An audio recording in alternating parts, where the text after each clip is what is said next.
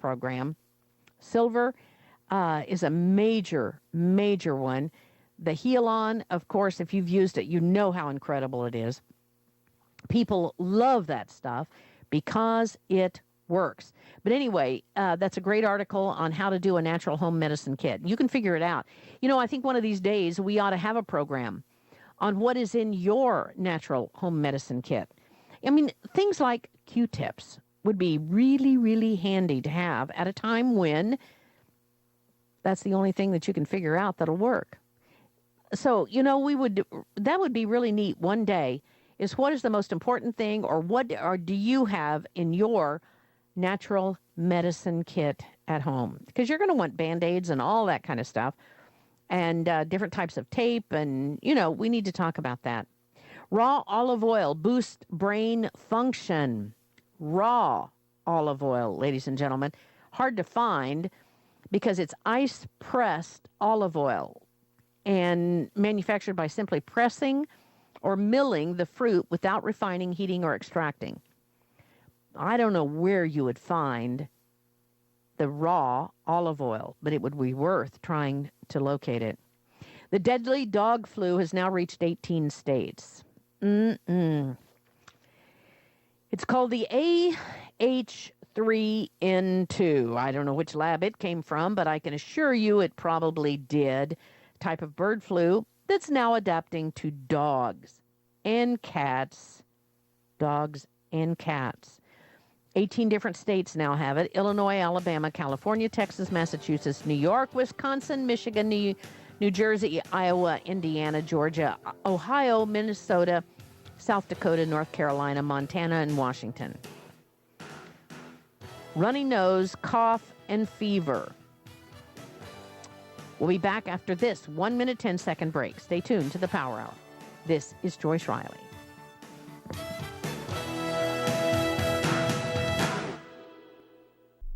Jump off that exhausting hamster wheel and into balanced living with Dr. Marissa.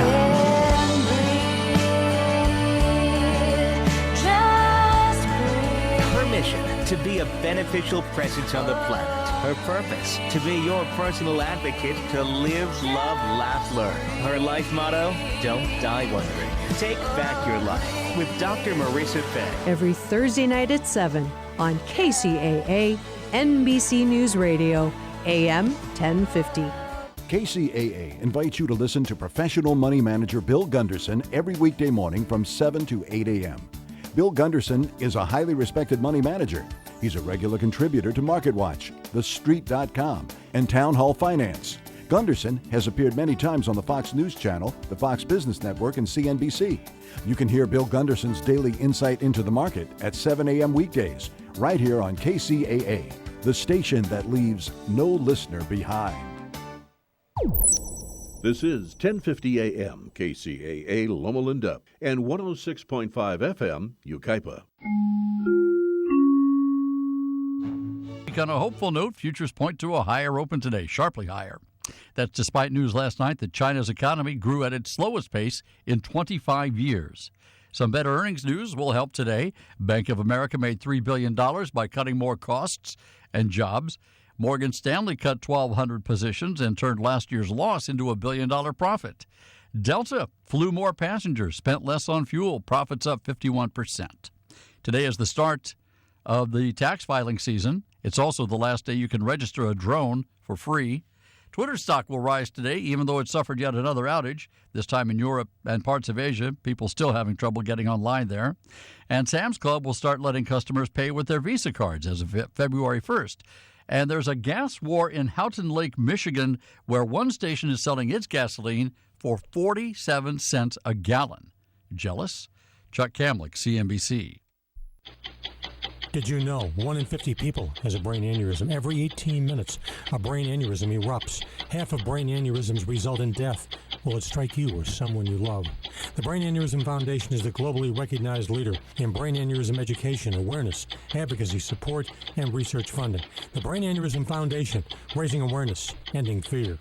To learn the facts at bafound.org. That's bafound.org. Did you know 1 in 50 people has a brain aneurysm? Every 18 minutes, a brain aneurysm erupts. Half of brain aneurysms result in death. Will it strike you or someone you love? The Brain Aneurysm Foundation is the globally recognized leader in brain aneurysm education, awareness, advocacy, support, and research funding. The Brain Aneurysm Foundation, raising awareness, ending fear. To learn the facts at bafound.org. That's bafound.org. Hey guys, Pat Matthews here to tell you about the newest and best way to sell products online. It's buysellmakeoffer.com, an enormously revolutionary way to sell your stuff online. It's time to clean out the garage, your old golf clubs, sports equipment, tools, and yes, even your car. Forget about the way the other guys have taken more than their share from you when the sales were finalized. Look, it's happened to me over and over and over. Then I found buysellmakeoffer.com. They will never charge you item fees. Just go there right now to sign up and load all your stuff to our server to sell. This is not an auction site. Sell your car, sell your home. Realtor, sign up now. Just use our resources along with Skype and videos, then add your creativity to sell your items quickly and with no fees. Go right now to buysellmakeoffer.com and sign up. The excitement is building. I've signed up to sell my stuff with buysellmakeoffer.com. You should too. Buysellmakeoffer.com. Here's the latest. I'm Jay Corwin. The Flint water crisis heads to the Michigan state capitol and to the national capital today. The city's mayor in D.C. to ask for more help. President Obama has declared a federal emergency. Meanwhile, Michigan Governor Rick Snyder is expected to discuss the lead contamination crisis when he delivers his State of the State address today. Protesters are confronting San Francisco Mayor Ed Lee. We're here to reclaim San Francisco from the Ed Lee and prepare us to beat on you every day, every night. This is the 3%. Video posted on YouTube shows protesters interrupting Lee's MLK Day celebration speech yesterday. The hecklers criticized Lee for not holding the police chief accountable over the shooting death of Mario Woods last month. Lee walked off after saying he wouldn't be the focus of disruption. The Coast Guard says there's no signs that any of a dozen missing Marines survived a crash off Hawaii. The Coast Guard yesterday recovered 3 empty life rafts from the 2 helicopters that crashed last week. The Marines were conducting a nighttime training mission. You're listening to the latest from 24/7 News.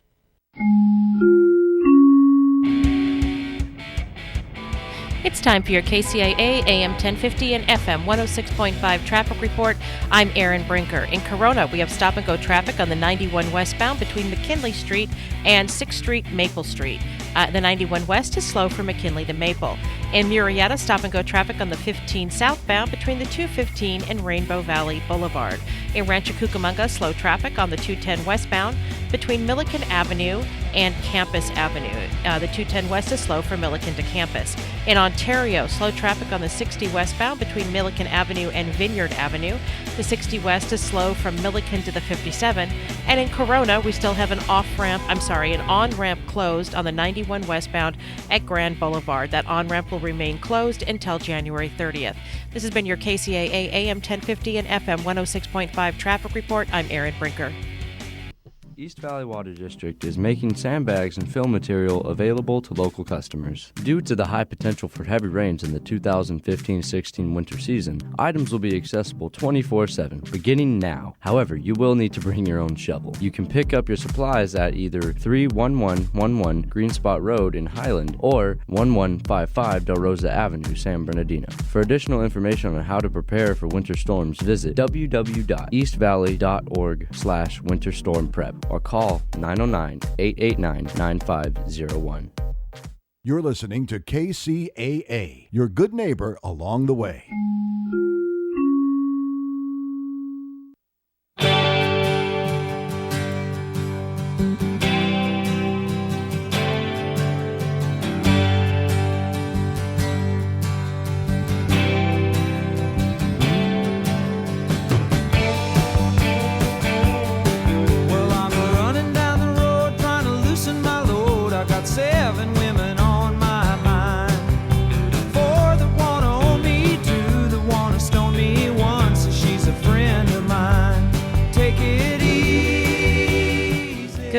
Good morning. I'm Erin Brinker. And I'm Tobin Brinker. And I'm Todd Brinker. And we are on the Brink, the morning show on KCAA AM 1050 and FM 106.5. Last night we got the news, or yesterday afternoon we got the news that the Eagles' great Glenn Frey had passed away, and so we're playing his music today because it's just fantastic.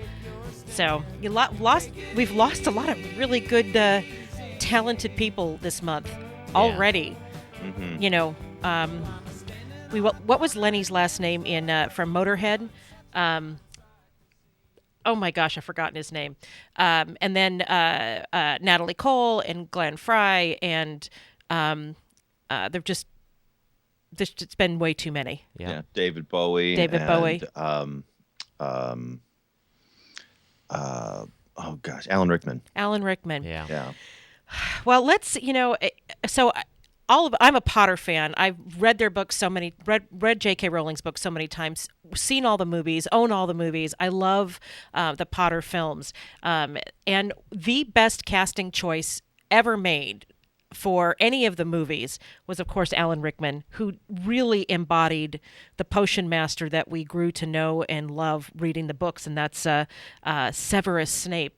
And so Rowling has now given a hint. So she gave a hint to Alan Rickman when he started playing Snape, and of course the final book had not been written yet, but she'd already had the story in her head. So when Alan Rickman started playing Professor Severus Snape at the end of Harry Potter, at the end of the Harry Potter series, the end of the Harry Potter series was not yet written, but J.K. Rowling already had Snape's story arc figured out, and she hinted to Rickman that, spoiler alert, if you haven't seen it by now, I can't help you. There was more to Snape than met the eye, so he'd understand the character's motivation and know how to play him. Rickman had hinted at that fact in the interviews, Mashable reports, but he never revealed exactly what Rowling told him. But now that Rowling finally has, thanks to a fan on Twitter who asked her, "Will you tell us a piece of information that you told Alan Rickman about Severus Snape, or that forever be a secret?" As the Independent explains, Rickman once said that Rowling didn't reveal the entire ending of the series to him, but rather gave him one little piece of information, which I always said I would never share with anybody, and never have and never will. And that helped him travel down the road rather than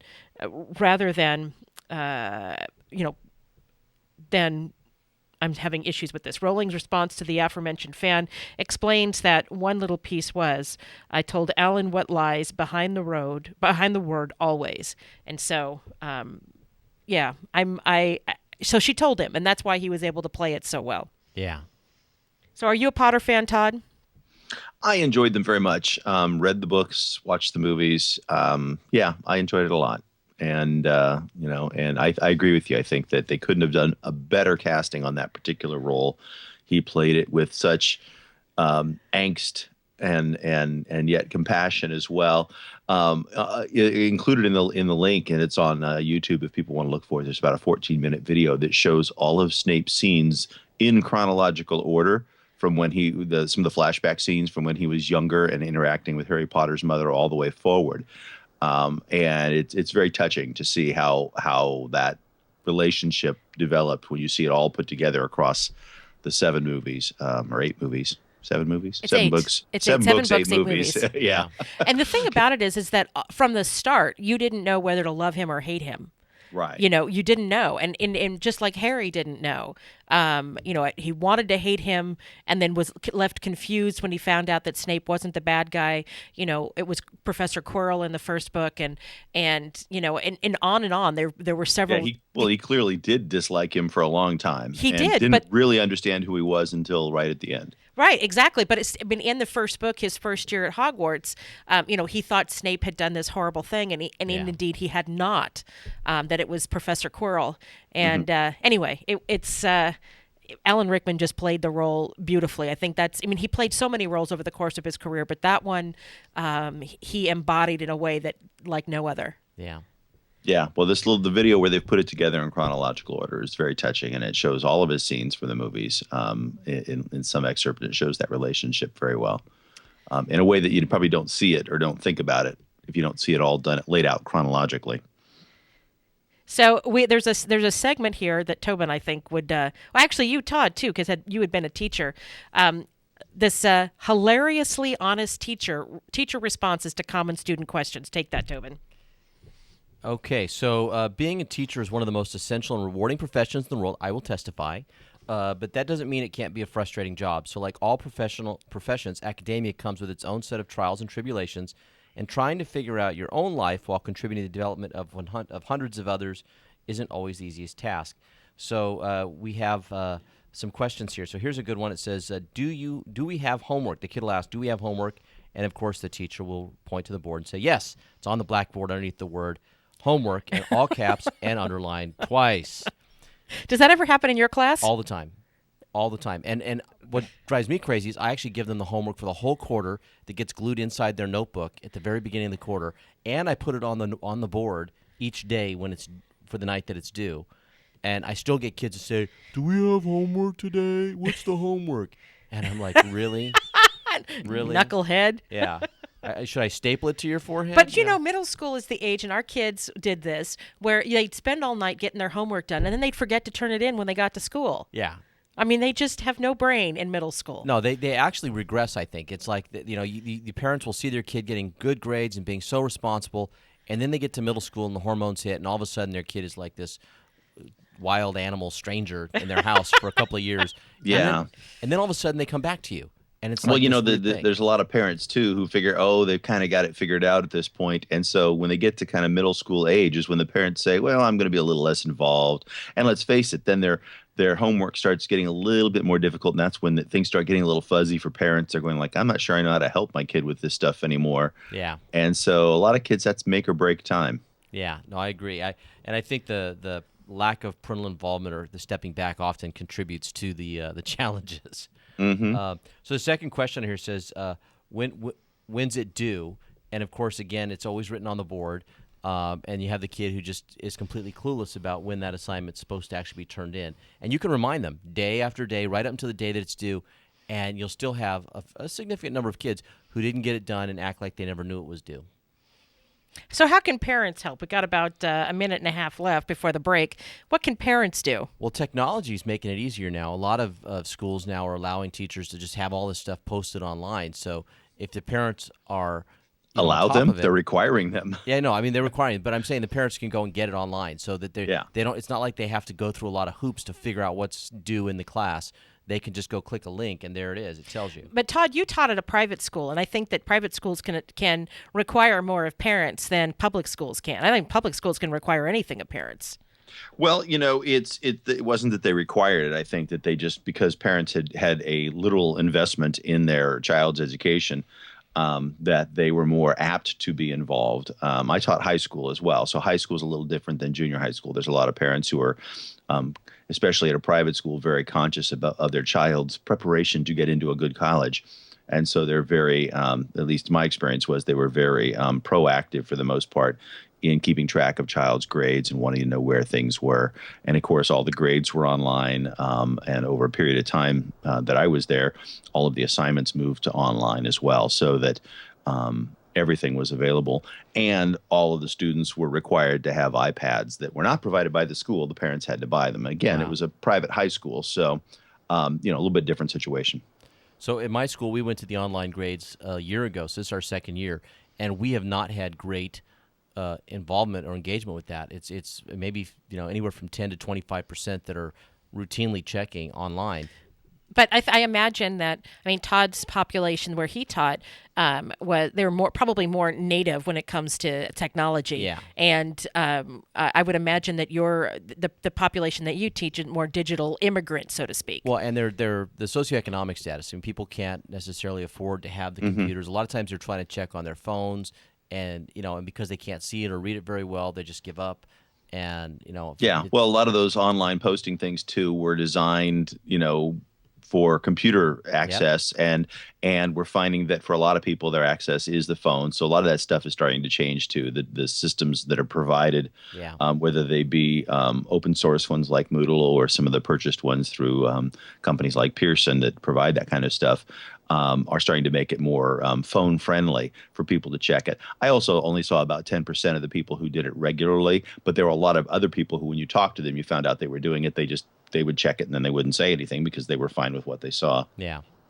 So it is 6:16. It's time for a break. I'm Erin Brinker. I'm Tobin Brinker. And I'm Todd Brinker. And we are on The Brink, the morning show on KCAA AM 1050 and FM 106.5. We'll be right back. San Bernardino, Loma Linda, Rialto listens to KCAA Radio.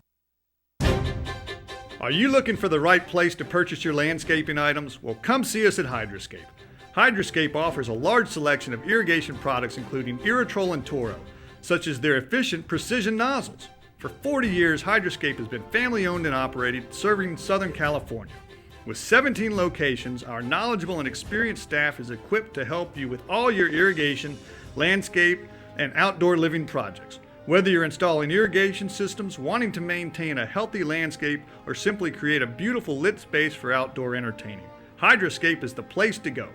Visit our website at hydroscape.com for more information and find helpful articles on our blog, or call our customer service center at 1-800-395-4477.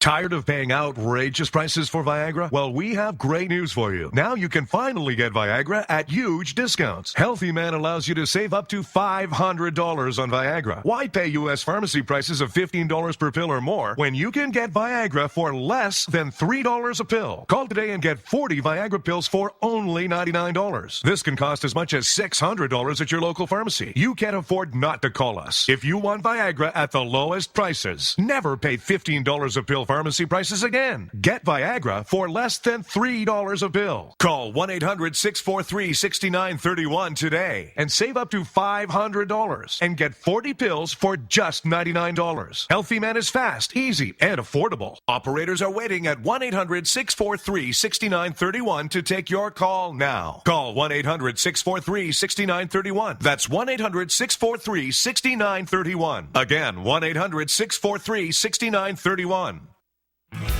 What have I learned so far? I've learned that dropping out of high school was my decision. But as a single mom, that decision affected more than just me. To set an example, I had to be the example. I found a free high school diploma program at Learn for Life that fits around my busy life. I have a team of teachers, tutors, and counselors that really care. I learn at my pace in an environment that is safe and comfortable. What have I learned so far? I've learned that I can change my life. Are you 14 to 19 years old and looking for a free high school diploma program with flexible meeting times? This program allows you to keep your job or important family responsibilities while earning your high school diploma. If you've fallen behind on credits or dropped out of school completely, get back on track with free tutoring, a caring faculty, and one-on-one attention. For more information on how to reach your graduation goal, visit learnforlife.org. That's LEARN, the number 4, LIFE.org.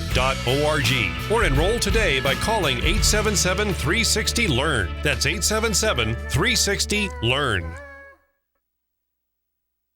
And now it's time for another Support San Bernardino Spotlight. Hi, my name is George Hahn. I am the Senior Minister at the Center for Spiritual Living Inland Empire. In the next few weeks, we would like to support San Bernardino by highlighting the outstanding things about our city. Today's program features Dennis Baxter from Habitat for Humanity.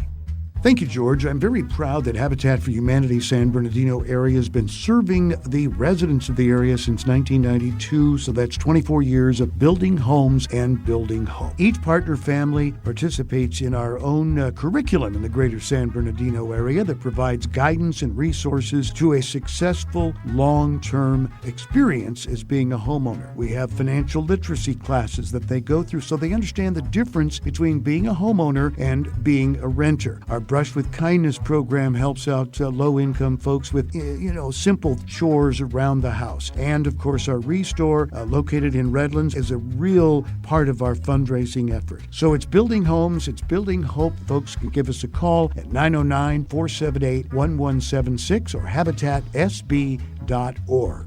This program was underwritten by Center for Spiritual Living Inland Empire. If you would like information about today's program, please contact me, Reverend George, by calling 909-883-7171. That's 909-883-7171. KCAA Radio, Loma Linda, where no listener is ever left behind. From my heart and from my hand, why don't people understand my intention?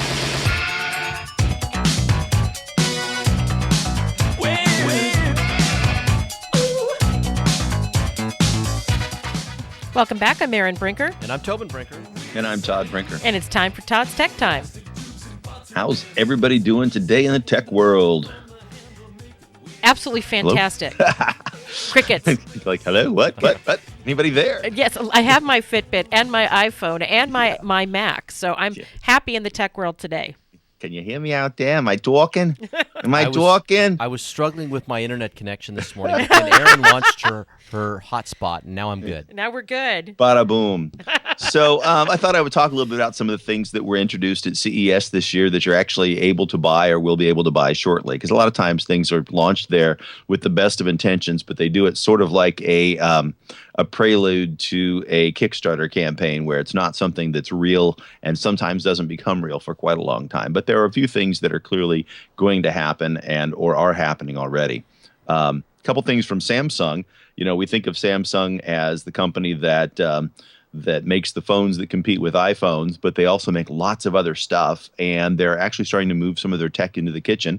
They have a smart refrigerator that has a 21.5-inch screen that, imagine if you take a computer screen and turn it on its side, so it sits vertically on one of the doors of your refrigerator. And then the apps that they allow it to run are things that you would do with a piece of paper. You can put your grocery list and things like that on the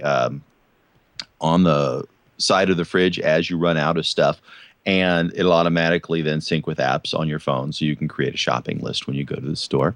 They've also are integrating computer technology into ovens so that you can prep your meal and stick it in your oven and then have it start automatically, or you can check on your meal as you go or start it remotely, which concerns me a little bit in terms of safety of your house. You know, I'm not sure I like the idea of turning on my oven when I'm not there to make sure that everything is working right. But or if someone hacks your oven. Yeah, well, they've got some safety things like it won't come on if the door is open, things like that. So it's built in, but it's it's still something you have to get used to. The idea of that. I mean, people do that with crock pots all the time. Yeah.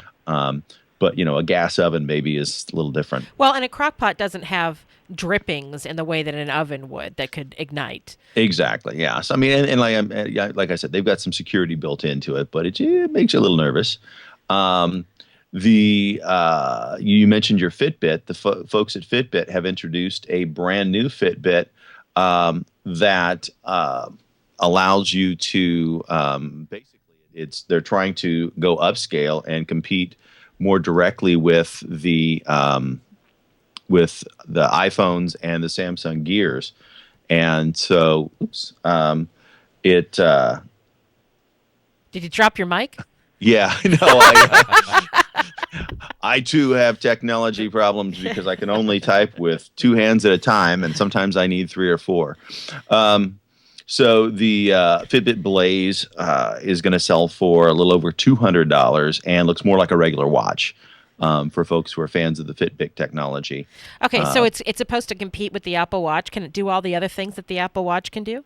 It can do some of the things that the Apple Watch can do. Can't do all the things the Apple Watch can do. It can do some of the things that the Samsung Gear can do. Doesn't do all the things the Samsung Gear can do.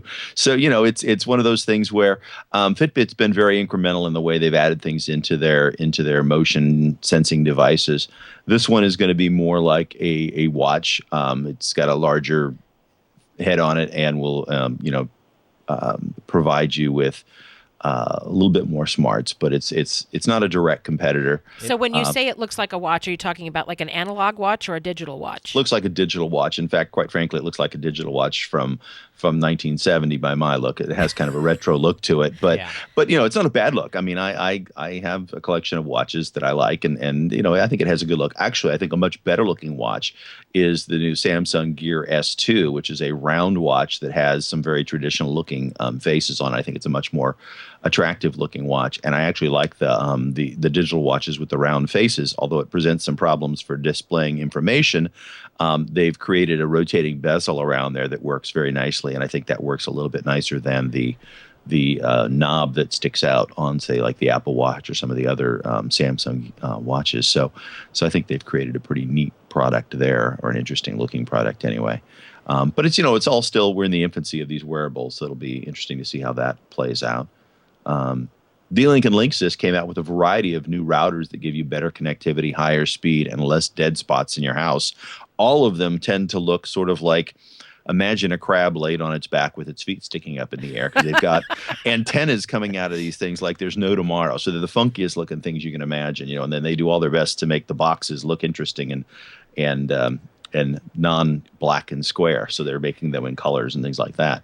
So but I have a question about that, because ugly boxes. if you're in an older home or an older building, very often, because the walls are thicker, they generally they have a lot of dead spots in a house. Mm-hmm. Can these be placed in multiple rooms to boost the signal throughout the house? Well, there's a couple different ways to approach that. One of them is some of the newer technology allows the router to actually tune the signal to where it's making connections directionally. And so some of these multiple antenna units can tune the signal so that you get better signal wherever you happen to be sitting, because it actually sees where you're at and points the stronger signal towards you.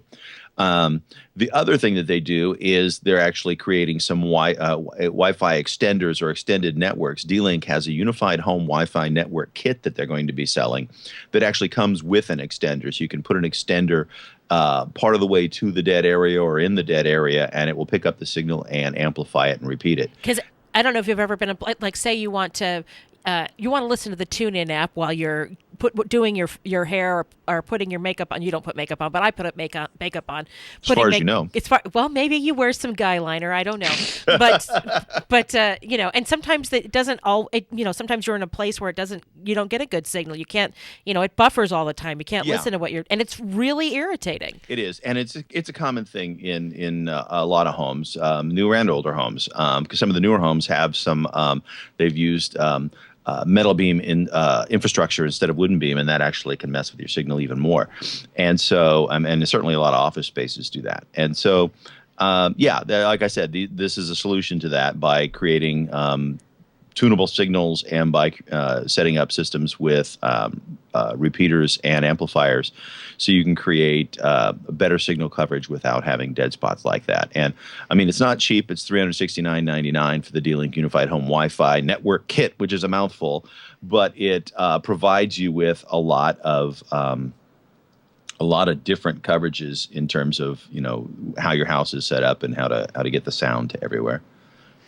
Very cool. Well, and if you're like us, we don't have television. We just have Netflix streaming. So Netflix and Amazon Prime and YouTube. And so that internet connection means a lot to us, not only for that, but for Pandora or for the TuneIn app or for, all the things that we do online. And so, yeah, it's worth the investment. Mm-hmm. Oh yeah. Yeah. When your Wi-Fi goes down and you're vested in it, it's incredibly frustrating. Yep, it is. So, yeah, it is. So, I know we don't have much more time, but I wanted to throw in one more thing. I'm a bit of a photographer, as you well know. I'm a big fan of Nikon and have a lot of Nikon gear.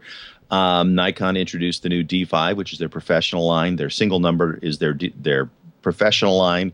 Their 3-digit number is the next one down, and that's the D500. Both are new full frame cameras. Both are ruggedized, weatherized. They've done some things to work with lower light. And I know in this day of everybody snapping things with their iPhones and cell phones, that the idea of carrying around a giant clunky camera may not appeal to a lot of people, but at the professional level, they still can't be beat. And Nikon and Canon are both excellent cameras. I happen to be a Nikon person. Once you kind of get invested in lenses, you don't change very much. But they just introduced a new top of the line camera and then one slightly below that, and they're pretty exciting stuff that they're doing there in terms of making better imagery for all of us to see. Yeah, people nowadays are good at taking selfies and just snapping family pictures. But for a real photographer, for somebody who really understands how it's done, yeah, you need a good camera. Yeah, I mean, I carry my phone camera with me, and I specifically got the larger iPhone camera so that I got the optically stabilized lenses. But that's still, I carry, one of my better cameras with me when I know I'm going to be taking some pictures and want to get quality imagery. It's not the same, So it is 6:31. It's time for a break. I'm Erin Brinker. I'm Tobin Brinker. And I'm Todd Brinker. And we are On the Brink, the morning show on KCAA AM 1050 and FM 106.5. We'll be right back. You're listening to KCAA Loma Linda at 106.5 FM, K293CF Moreno Valley. With news this Tuesday, I'm Jim Miller, CNBC News, KCAA 1050 AM and 106.5 FM, the station that leaves no listener behind. A group of protesters from the group Black Lives Matter causing the shutdown of one side of the San Francisco-Oakland Bay Bridge and a police brutality protest tied to the Martin Luther King Jr. holiday. Members stopped cars in all the westbound lanes at about 4 yesterday. Traffic blocked for travelers heading into San Francisco from the East Bay as the holiday weekend was ending. A law enforcement think tank preparing a report analyzing the San Bernardino mass shooting, which will be used as a learning tool for police nationwide. The Police Foundation, a Washington, D.C. based nonprofit that did an after-action report released in May of 2014 on the standoff between disgruntled Los Angeles police officer Christopher Dorner and San Bernardino County Sheriff's deputies in February 2013, has been tasked with doing the report. Another pallet yard fire has been fought, the second in 4 days. Firefighters had the 2-alarm late Sunday night blaze knocked down in less than 2 hours. There's no injuries or evacuations from that fire, with stacks as high as 40 feet high at the facility on Boyle Avenue. The storage building was slightly damaged. Last Wednesday, a similar but larger fire struck the nearby Woodland Pallet Yard and Sierra Avenue at Slover. The city's campaign to build railroad over and undercrossings has reached another milestone. The $32 million project in Riverside Avenue at the Union Pacific Tracks complete. It means safer and easier access to the nearby Riverside Plaza. It's the latest in a series of 6 grade crossing separations in Riverside that began in 2007 with the Jerupa Avenue project. I'm Jim Miller, CNBC News, KCAA 1050 AM and 106.5 FM, the station that leaves no listener behind.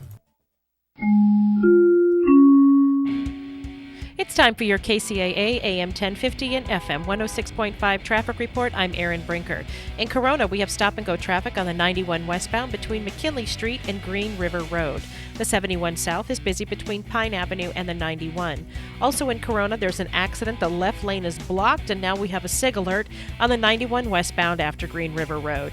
In Murrieta, stop-and-go traffic on the 15 southbound between the 215 and Rainbow Valley Boulevard. The 215 south is also heavy as you approach the 15 merge. In Ontario, slow traffic on the 60 westbound between Haven Avenue and the 57 Orange Freeway. The 10 west is slow and go from Euclid Avenue to the 57. The 210 west is busy between Mountain Avenue and Foothill Boulevard. In Corona, slow traffic on the 15 northbound between Temescal Canyon Road and Ontario Avenue. And again in Corona, slow traffic on the 15 northbound between Hidden Valley Parkway and Harupa Street. The 15 south is busy in patches between the 210 and the 60. In Moreno Valley, we have slow traffic on the 215 northbound between Alessandro Boulevard and University Avenue. The 60 west is busy between Pigeon Pass and the 215. And finally in Corona, that on-ramp on the 91 westbound at Grand Boulevard is still closed and will stay closed until January 30th. This has been your KCAA AM 1050 and FM 106.5 traffic report. I'm Erin Brinker. From the KCAA Weather Center, I'm Ron Pritchard. For this morning, we've got a chance of showers, partly sunny and a high near 64. Tonight, chance of showers, patchy drizzle, patchy fog, mostly cloudy skies and a low near 48. Wednesday, patchy drizzle and fog, mostly sunny skies, high near 66. Wednesday night, patchy fog, partly cloudy skies, a low near 50. Thursday, mostly sunny, high near 72. Thursday night, partly cloudy, a low near 49. Friday, partly sunny with a high near 69. Friday night, chance of showers, mostly cloudy skies, a low near 47. Saturday, chance of showers, partly sunny skies, high near 65. Saturday night, patchy fog, mostly cloudy skies, a low near 46. That's your weather forecast for this hour from KCAA 106.5 FM and 1050 AM, the stations that leave no listener behind. Hi, it's Dave Collins in Snow Country. It's a great feeling when you go out to any mountain and have any single trail that you want to choose from, and that's what we're seeing at most of our mountains. Terrain for all abilities and stashes of fresh powder left over at most of the mountains. Mountain High right now with 44 runs. That's 75% of the terrain that's open for you. Snow Summit with over 2 dozen trails. They're skiing at 100%. Also Bear Mountain with 2 dozen trails. They're at 100% as well on a packed powder surface. Almost 2 feet of snowfall in the past 4 or 5 days at Mammoth Mountain. They've got 100% of their terrain open for you. That's 3,500 acres for you to explore and 9 terrain parks to shred down. Also Sunrise Park in Arizona up to 65 trails as they ski at 100%. Almost 100 trails available for you at Cresta Butte in Colorado as they picked up some fresh powder over the past few days. Ski Apache in New Mexico over 50 runs. Over 100 trails at Sun Valley in Idaho with 7 inches of snowfall over the past 4 days. China Peak with over a foot in the past 5 days. They're at almost 100%. I'm Dave Collins on KCAA 1050 AM and the all-new 106.5 FM, the stations that leave no listener behind. For more local radio every day, Tune in to KCAA Loma Linda.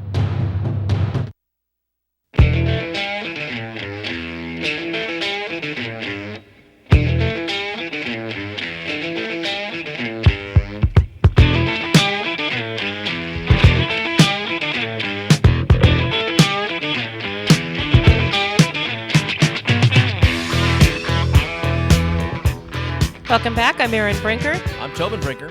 And I'm Todd Brinker. And we are on the Brink, the morning show on KCAA AM 1050 and FM 106.5, playing the music of Glenn Fry today. We lost him yesterday. It was so sad. And this song brings back so many memories. You know, in the late 70s, as I was wrapping up elementary school, roller skating was the absolute coolest thing ever.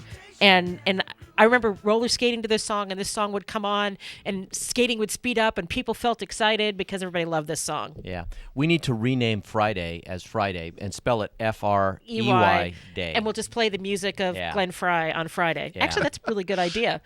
Yeah. Obviously, big Glenn Fry fans, guys. It's funny because, I mean, I love the Eagles and love Glenn Fry and was in high school during a large portion of their initial rise. But it was funny. I felt like I was touched more by David Bowie's passing than Glenn Fry's, although I'm getting a little shell-shocked maybe with the loss of so many talented people recently. Well, Todd, you can relate to this. Our college fraternity brothers, the song Hotel California is kind of became sort of the anthem of Delta Sigma Phi, and a bunch of our brothers online are just going crazy over Glenn Fry's passing. Mm-hmm. And you know, that's the song that they play to end basically every fraternity event that we go to. Yes, and Hotel California. And one particular fraternity brother tends to disrobe as far as people will let him during that song. Me. And it's not me either. It's not me either. It's a non-Brinker fraternity fraternity brother.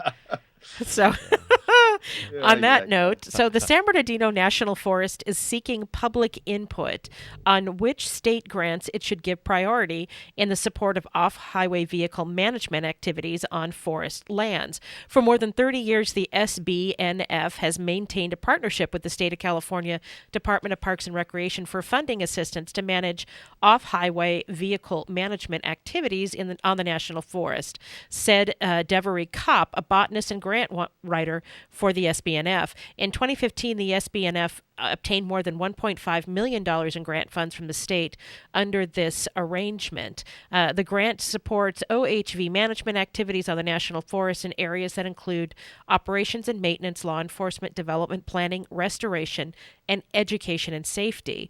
The SBNF has 52 miles of the 24 to 50-inch wide all-terrain vehicle and motorcycle trails, 169 miles of off-highway vehicle routes, and 734 miles of roads that are open to sport utility vehicles and four-wheel drive use, Kopp said.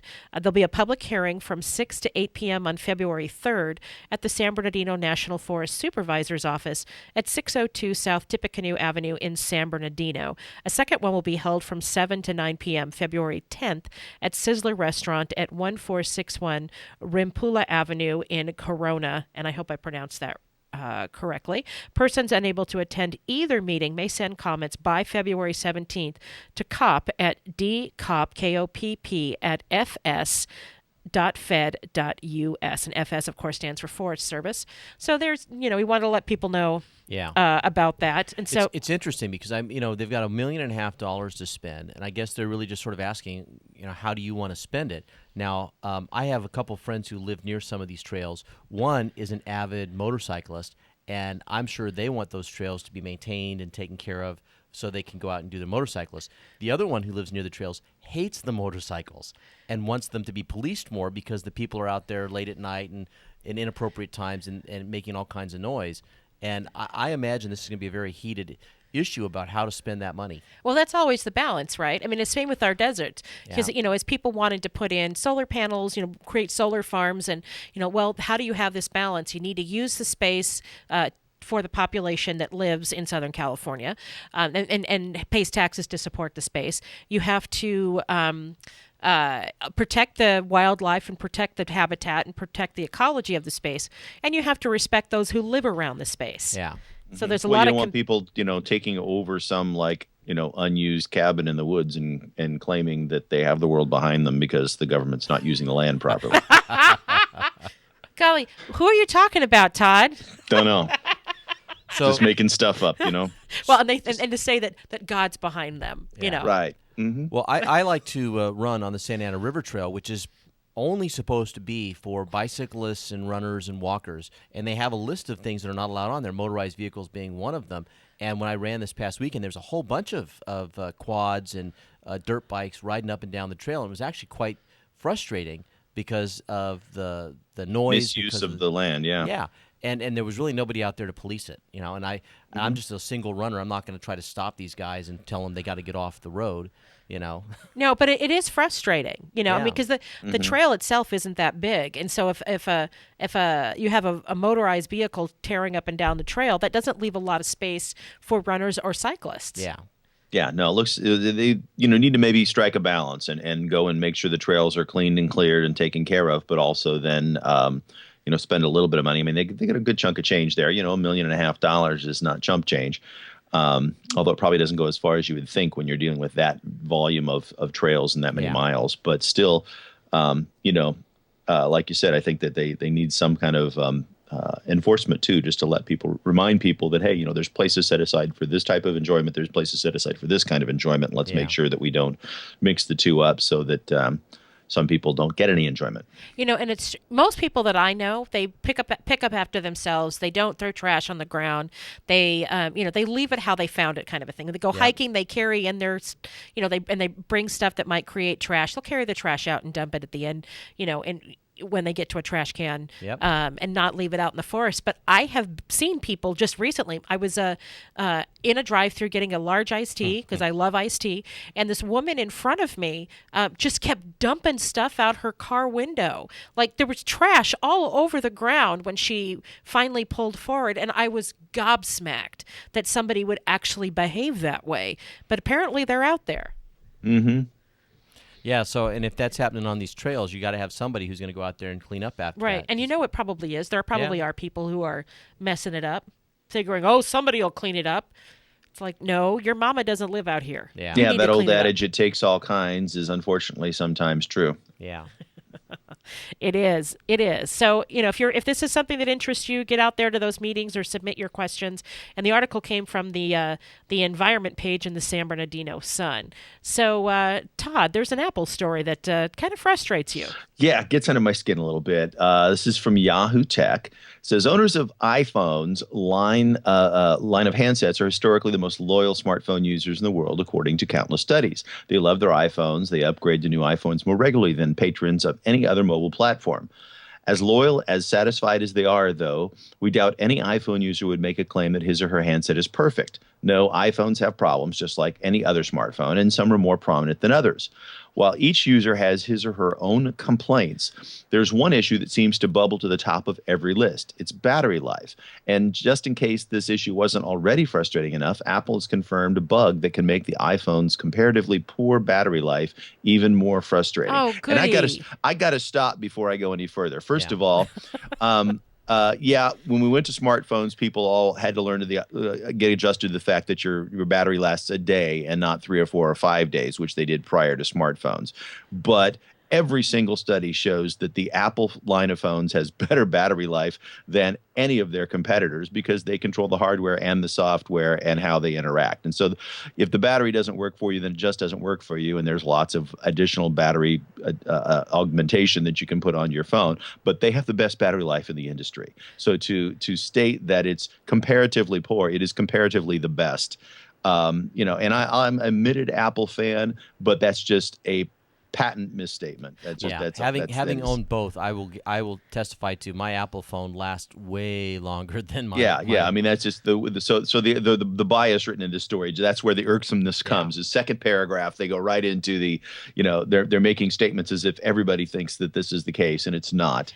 And in fact, I would argue that their statement that it tops every list is battery life is an error. I disagree with that as well. I think there are some issues. The bottom line is what they're talking about is that Apple admits that there are some phones that seem to have an issue with when you choose to show the percentage of battery life on your phone, it's not accurately representing the battery life on your phone. And so it may say you have 80% when you really only have 15% or 20%. And so so you don't know how much you have. But it's fairly easy. If you just restart your phone, it will then reset itself and tell you exactly how much is there. It's a bit of a pain, and Apple is aware of it and has already said that they will put in a fix as soon as they have it. Now, with the Android phones that I've had, what's been frustrating is that they're loaded with so much freeware, junkware, that seems to run constantly. Yeah. That's part of the reason why their batteries don't last very long. And if you start deleting this junkware, it actually gets better. Yeah, well, and the other thing is just the way that the two of them handle doing background computing tasks. The Android operating system works very much like a desktop system, and it allows the programmer to say what and how your application will run when it's not the application that's in the foreground or on the screen. So when it's in the background, it can be doing whatever it wants because it's up to the programmer to write that. Apple, on the other hand, has said that the operating system will control what it can and cannot do when it's in the background, and they've limited what applications can do in the background. They can check location a certain number of times. They can so that you can do like fencing on some apps. You can say, hey, set off an alarm when I get close to a grocery store or when I leave my house or things like that to give you reminders. And so they've set restrictions on how applications can behave when they're not up in front of you. And so by doing that, they then much more strictly control how energy use is handled on their device. So it's time for a break. It's 6:47. I'm Erin Brinker. I'm Tobin Brinker. And I'm Todd Brinker. And we are on The Brink, the morning show on KCAA AM 1050 and FM 106.5. We'll be right back. For more local radio every day, tune into KCAA Loma Linda. Hi, this is Steve Aladort from Rancho Financial with the Mortgage Minute. With property values increasing, this might be the perfect time to do a loan checkup to see if it makes sense to refinance. Do you have an equity line? If your equity line is getting close to 10 years old, your payment is about to fully amortize. Coupled with the certainty that the feds will soon increase short-term rates, there might be a substantial jump in payment on your line of credit. If we combine your current loan, equity line, and possibly even some of your credit debt, there could be a substantial reduction in what you have to pay each month. Do you have VA eligibility? VA will allow 100% cash-out financing. This may be a perfect time to use your eligibility. We can go 85% cash out with FHA or 80% with a standard conventional loan. There are many possible options that could make a huge difference in your monthly payments. That's why you need a loan financial planner to provide you with all of your possible options. Give me a call, Steve Aladort, at 888-563-1070. That's 888-563-1070, or go to loanfinancialplanner.com. Hey Di, do you know that many people have no idea that the Carousel Mall is actually open? What? Do you tell them that that's where KCAA is located? Of course, but there's more than just KCAA here. Oh, I know. It's a totally great place for a girls' outing. Here at the Carousel Mall, there's Mega Beauty Supply. And it's huge. Yeah, the biggest beauty supply store I've ever seen. And they have wigs and extensions. Then there's Backstreet Beauty Salon and Daniel's Jewelers, a store, by the way, for girls and guys. Yes, and Nail Fashions where they do waxing and eyelash extensions. There's Lisa's Threading. You know, Mark, eyebrow threading is a big thing nowadays. I do know about Mr. Yu's. Yes, when you're ready for lunch, it's Mr. Yu's Chinese restaurant. Best of all, Mr. Yu's is right next to KCAA. Yes, all this located in the Carousel Mall, right off the 215, the 2nd and 3rd Street exit. Come visit the Carousel Mall. We're open. For more info, go to kcaaradio.com. Redlands Blueprint and Commercial Printing Company has been serving the greater Inland Empire for over 60 years. For all of your printing needs, from full-color printing to high-speed copying and everything in between, go to Redlands Blueprint and Commercial Printing Company. Their staff is committed to your total satisfaction.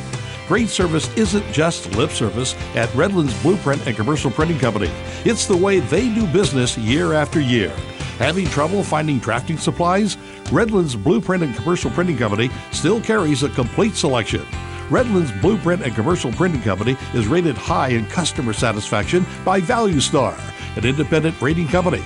For all of your personal or business printing, call Redlands Blueprint and Commercial Printing Company at 909-792-3478. That's 792-3478, or visit them on New York Street in Redlands off the I-10 and the Crosstown Freeway. Broadcasting more local radio programs than any other station in California. We are KCAA.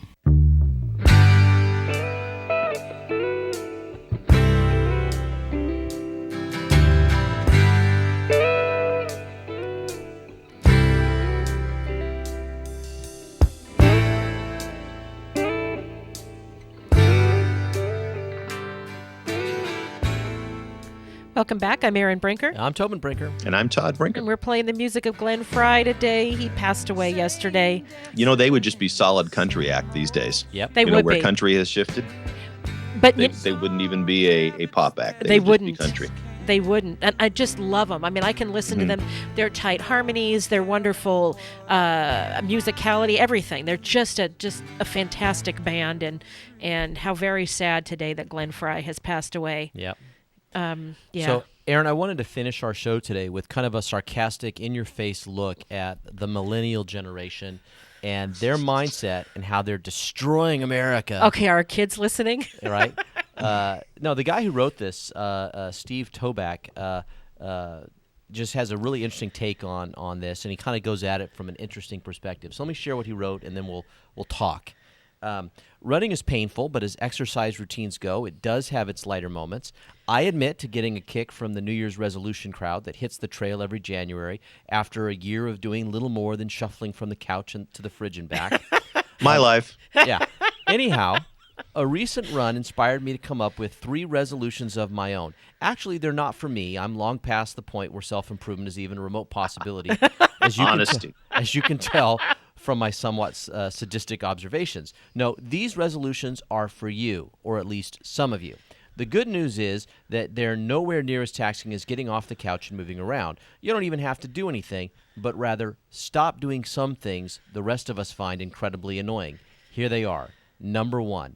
Quit trying to deal with a certain generation as if they're either special little snowflakes or entitled narcissistic brats, and start holding them accountable as unique individuals. Number 2. Booyah. Yeah, exactly. Number 2. That said, those unique individuals need to quit doing such an effective job of living up to those Generation Me stereotypes. Put on their big boy pants and get to work. But haven't we always, I mean, since the 60s, haven't we said that every generation was the me generation? Yeah, kind of. Okay, number three, and their coddling parents should quit acting as if they had absolutely nothing to do with the demon spawn they raised and stop blaming gadgets, schools, and society in general. Now, let me come right to the point.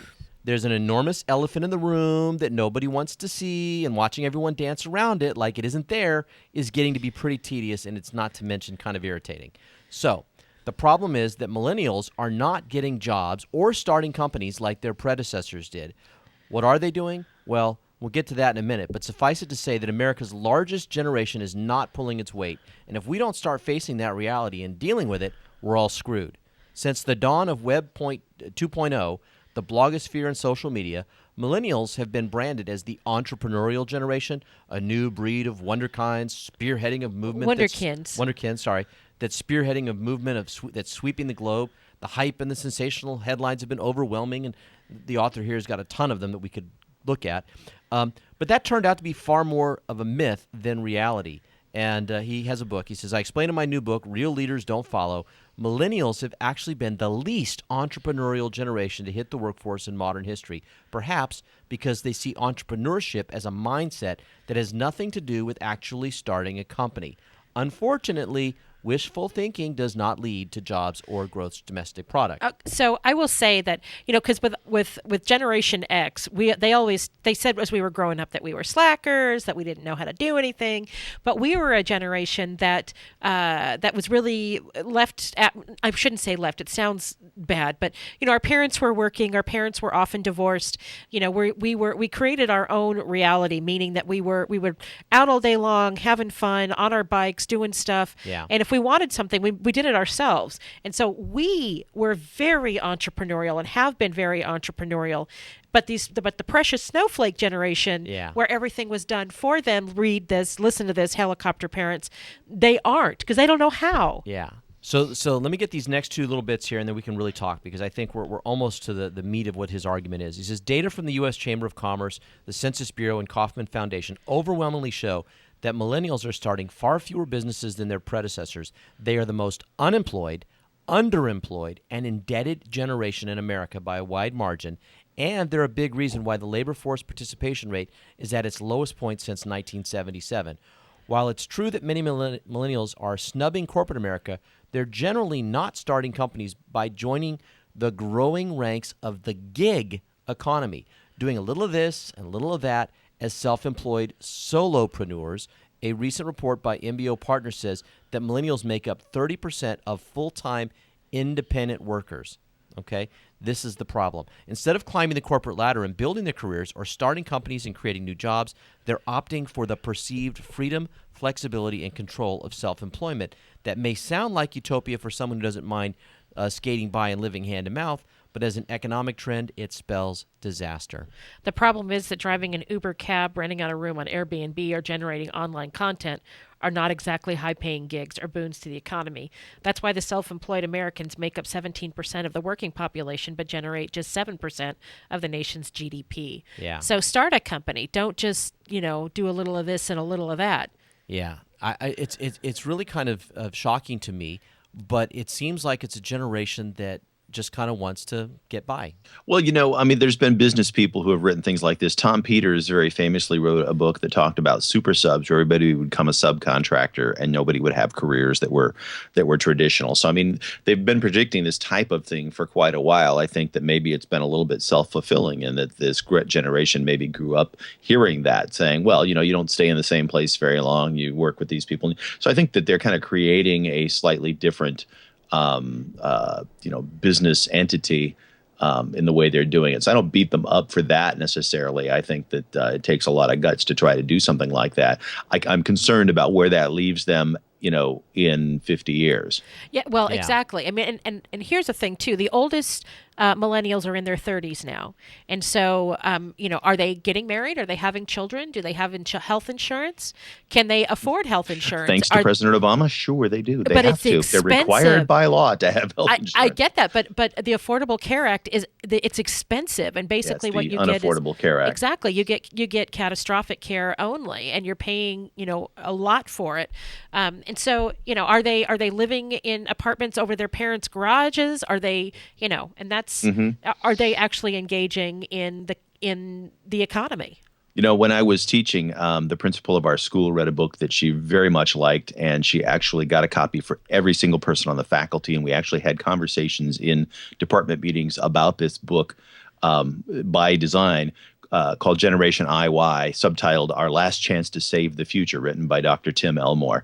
And I can't tell you how much when I read into that book, hated what I read and disagreed with his suppositions about a bunch of things in terms of this group think about what this group of people is doing. I love the fact that this article comes out and says, you know what, you can maybe take some big pictures of people and things, but quit trying to deal with a certain generation as if they're special little snowflakes. Exactly. They're unique individuals. We are out of time. It is 6:59. I'm Erin Brinker. I'm Tobin Brinker. And I'm Todd Brinker. And we are On the Brink, the morning show on KCAA AM 1050 and FM 106.5. Have a great Tuesday, everybody. This is KCAA Loma Linda. CNBC News is next. Brought to you by BuySellMakeOffer.com. Go there now and join the thousands who have already signed up for a new and exciting way to buy and sell online. Bank of America's profits rose nearly 10% in the fourth quarter as the bank cut costs and generated better results from lending and other activities in its consumer banking division. Charles Schwab's net income was up 11%. Cheaper jet fuel, thanks to falling oil prices, helped Delta Airlines earn $980 million despite lower revenue than a year ago. Still, the results fell slightly short of Wall Street expectations. United Health Group closed 2015 with a 19% drop in its fourth quarter profit, but the nation's largest health insurer still topped Wall Street's expectations. That was thanks in part to growth outside of its core insurance business. And healthcare conglomerate Johnson & Johnson says it will cut about 3,000 jobs, or as much as 6%, in its medical devices division over the next 2 years. Again, stocks are poised to open higher this morning. John Lesher, CNBC Radio. Welcome back. You're listening to Meh in the Morning with C-list guests, boring callers, and that one song we keep playing. Brought to you by the same old breakfast muffin sandwich. It doesn't get more meh than this. Trust me. Move on from meh mornings. Try the Breakfast Crunch Wrap from Taco Bell. Stuffed with scrambled eggs, bacon, and melted cheddar cheese, plus a whole crispy hash brown, wrapped up and freshly grilled in a warm tortilla. The Breakfast Crunch Wrap. It's more of a meal than a muffin. Wake up with Moss. At participating locations served during breakfast hours. Did you know 1 in 50 people has a brain aneurysm? Every 18 minutes, a brain aneurysm erupts. Half of brain aneurysms result in death. Will it strike you or someone you love? The Brain Aneurysm Foundation is the globally recognized leader in brain aneurysm education, awareness, advocacy, support, and research funding. The Brain Aneurysm Foundation, raising awareness, ending fear. To learn the facts at bafound.org. That's bafound.org. Matthews here to tell you about the newest and best way to sell products online. It's buysellmakeoffer.com, an enormously revolutionary way to sell your stuff online. It's time to clean out the garage, your old golf clubs, sports equipment, tools, and yes, even your car. Forget about the way the other guys have taken more than their share from you when the sales were finalized. Look, it's happened to me over and over and over. Then I found buysellmakeoffer.com. They will never charge you item fees. Just go there right now to sign up and load all your stuff to our server to sell. This is not an auction site. Sell your car, sell your home. Realtor, sign up now. Just use our resources along with Skype and videos, then add your creativity to sell your items quickly and with no fees. Go right now to buysellmakeoffer.com and sign up. The excitement is building. I've signed up to sell my stuff with buysellmakeoffer.com. You should too. buysellmakeoffer.com.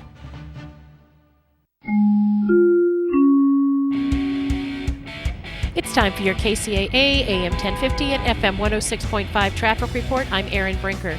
In Corona, we have a SIG alert on the 91 westbound at Green River Road. A car fire is blocking the number 2 and number 3 lanes. Traffic is jammed from McKinley. The 71 south is heavy from Pine Avenue. In Upland, there's an object on the roadway on the 210 westbound before campus. A large wooden debris is in the right lanes. In Chino, stop-and-go traffic on the 60 westbound between Ramona Avenue and the 57 Orange Freeway.